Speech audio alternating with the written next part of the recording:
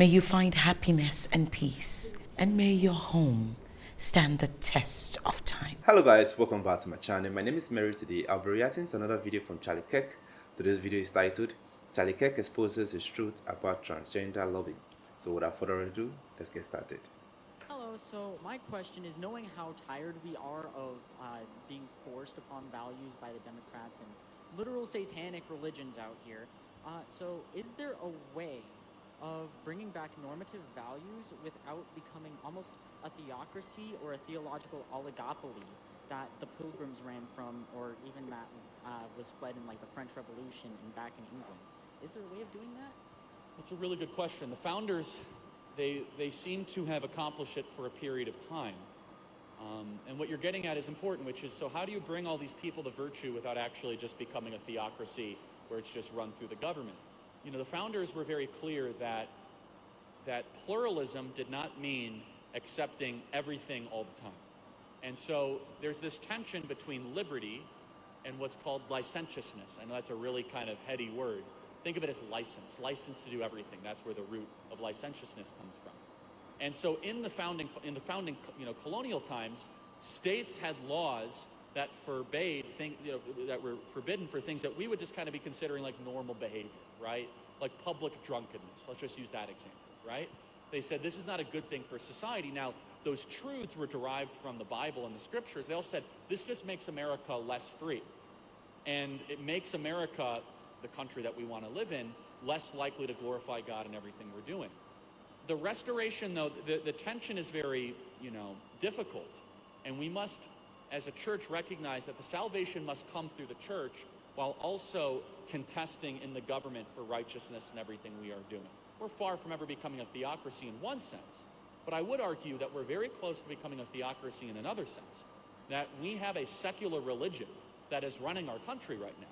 There is no scientific, reasonable, or rational explanation for our COVID policy the last 2 years, except for a religion of secular science. It's almost like an incantation, right? Their religious ceremony is getting the vaccine. It's like getting the Eucharist, right? Their virtue signal, their cross that I wear, is the mask. Now you might think I'm being a little bit kind of, exaggerating here. They have religious fervor with how they have implemented this on the American project. Biomedical fascism, whatever you want to call it. And this is an important thing, that you get rid of organized religion like Christianity, something that imitates it will take its part. It just so happens it was a moment of kind of, we're going to fight systemic racism. But I'm always kind of really moved by studying the left. I do it so you guys don't have to. And I thought one of the most amazing moments in the last year is like, okay, what matters the most to them, right? This matters more than that. And there was a tension, right, at certain points. For example, what happens when Black Lives Matter, their favorite, their go-to activist groups, doesn't want to get vaccinated? Doesn't matter. Vaccinations matter more than racial identity politics. What matters more when Kyrie Irving, National Basketball Association player earning $26 million a year, beloved in Brooklyn, doesn't want to get vaccinated? Doesn't matter, you have to stay at home. So at that moment, biomedical fascism mattered more. Okay, well, let's use another example. What happens when Dave Chappelle, a darling of the Hollywood left, gets a Netflix special, black man decides to insult, I wouldn't even say insult, make fun of the transgender alphabet mafia?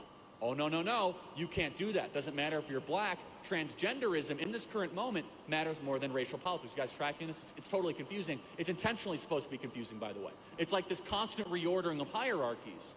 Now, I believe, and this is to go a level deeper, but you guys are smart and you'll get it, the transgender movement actually matters even more than biomedical fascism, and they actually are together, because the transgender movement is an introductory phase to get you to strip yourself of your humanity to mesh with machines. It's called transhumanism.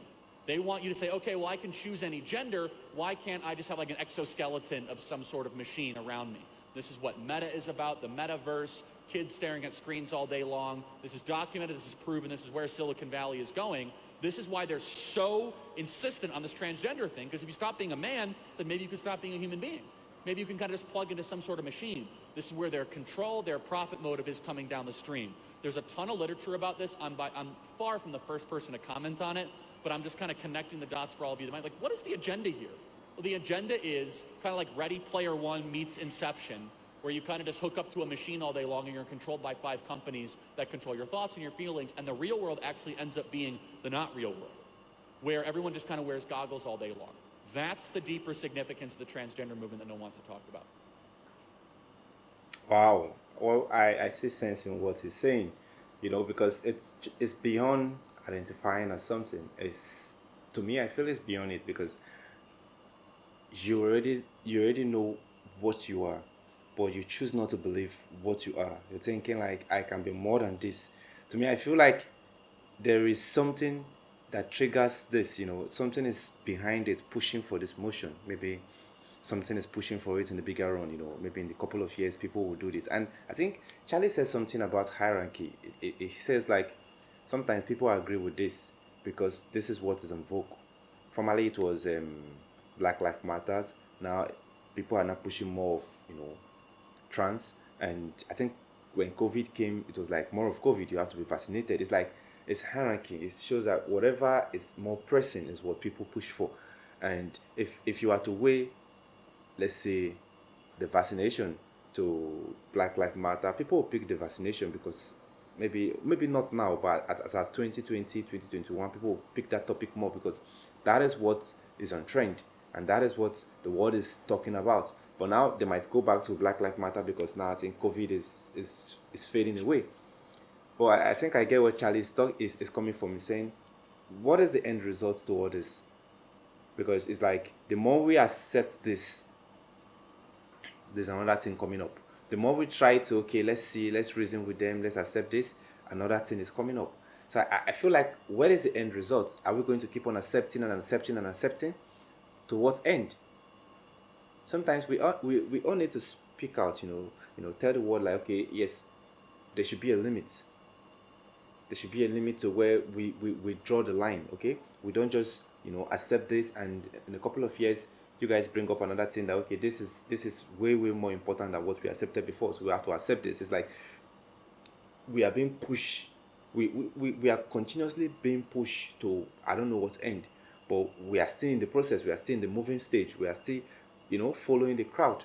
Because, you see, even people that don't accept this, that see themselves as whoever gender they have been born with, because of the stigma, environmental stigma that comes with accepting what people see themselves as, you would want to side with them. You want to feel like, okay, I don't have any issue, I want to side with you.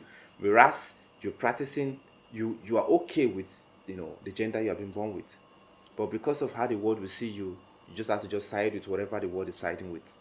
To me, I feel you have to speak out for yourself. You have to be be yourself. If you don't like this, come out clean and say, okay, I don't like this. I think we need to draw the line, because the more people speak about this, the more the people out there, the people pushing for this notion will feel like, okay, we are not alone. We can do away with this. We can just, I don't know, because I feel in my country, if a political party or the ruling party bring up, let's say, a constitution, and the general public don't accept it, we can come out and protest. And as far as they see that the public does not accept it, they will stop that. That is how the life should be. You don't have to just accept whatever they bring forth to you. You have the right to speak. Because the more you keep quiet, the more they feel like you're okay with it, the more they keep on pushing for other ideology.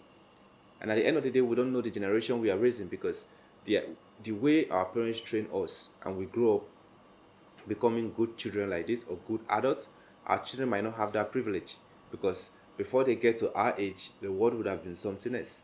Anyway, let me know what you think in the comment section. If it's the first time visiting the channel, click on the subscribe button. Thanks for watching, and remember this.